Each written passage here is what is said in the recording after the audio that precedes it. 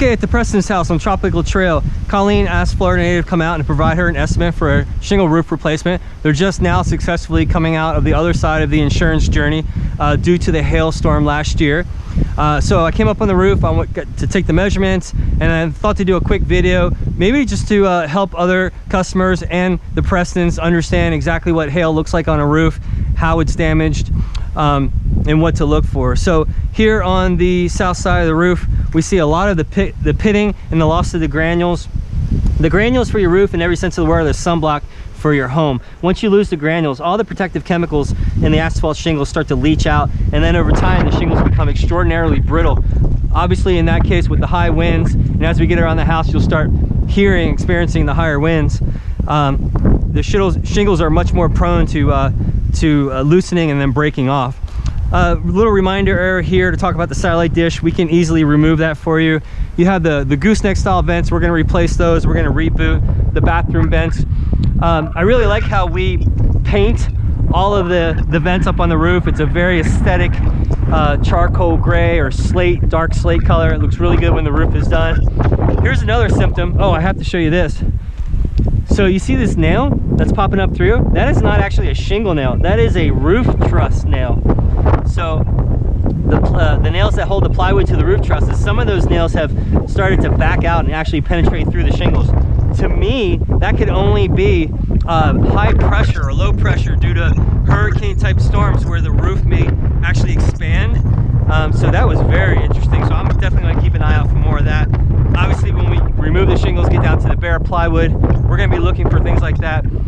One of the two building codes that I'll be talking about is re-nailing the plywood to the roof trusses. I'll talk about that on the other side of the roof. The other obvious damage with the roof is this lift up. Again, once you lose this adhesive bond between the back of the shingle and the roof itself, it's not going to stick back down. It's just going to keep flopping around until eventually it breaks off. That's why I wanted you to understand about the granule loss and how the shingles become very brittle. And then these guys will start to hinge and then they'll break off. Oh, here's on this side, I'll even call this the protected side of the house, but now we're starting to see hail marks. Perfect textbook example of hail marks where the hail is punched into the shingle. You can actually see granules embedded into the shingle. Not nearly as many on this side because this is the protected south side. But as we wrap around to the back, now again, there's no reason to actually go around and mark all the hail marks. We've already come out of the other side of that. But it's important to know what hail marks look like up on a roof. So you can see very clearly, typically insurance adjusters measure 10 by 10 sections and then count the number in that 10 by 10 section. So just for fun, 1, 2, 3, 4, 5, 6, 7, 8, 9, and probably could have easily have kept going. Now, in this area here, there was a repair done that Colleen said a few years ago, and then I really want you to take notice of how what appears to be the plywood has a depression, a dip in it. So I'm guessing that from about here to that other line there, we're gonna, again, once we remove all the shingles, we're gonna be able to inspect that wood. Absolutely positive we're gonna be replacing the wood in this section as well too. By the way, Florida Native provides 100 square feet of plywood replacement with your new roof. Typically that's more than enough for any house. Very rarely ever do we charge for plywood. Here's more of the hail marks. And again, I just picked this little area here to show you the hail marks. We have more of the lift up.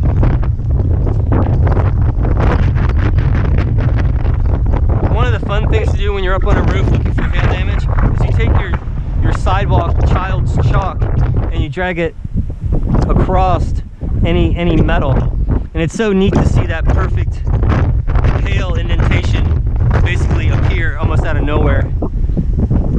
I haven't done this one, and I thought it'd be kind of cool to maybe just give it a try and see what happens. So let's see what happens here. I hope you can see this. Oh my gosh, look at that. Oh! Holy cow. Well, there you go. Hail penetrations. You can also see what's called splatter on the off-ridge vents. this is very important. This is the fascia, or the aluminum wrap fascia. I hope you can see all the dings from the hail that's in the fascia around the entire, especially on the north side of the house. Enough about hail. Anytime that you have a roof on top of or near another roof where the water cascades, water falls off, it's always a problematic area that should be addressed correctly.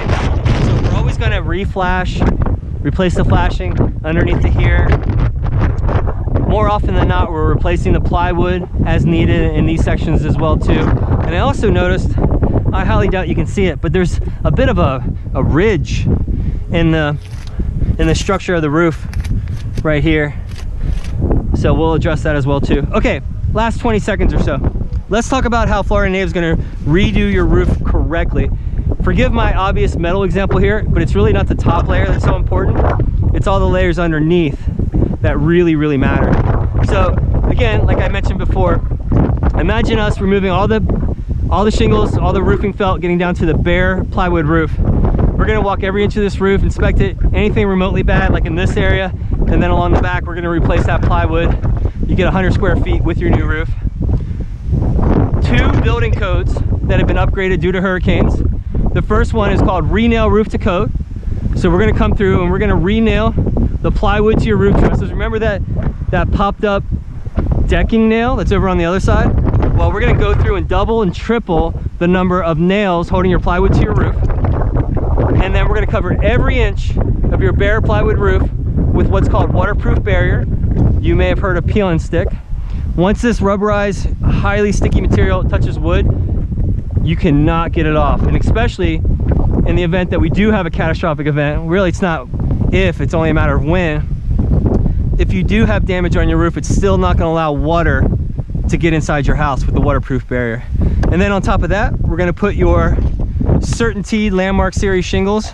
As a company, we've chosen to only carry and install CertainTeed Landmark Series shingle because we know it's the best, heaviest shingle out there for the same price as Owens Corning, GAF, and the other guys, hands down. So that's pretty much the whole overview. So I'm going to get down and talk more with Colleen. Thanks.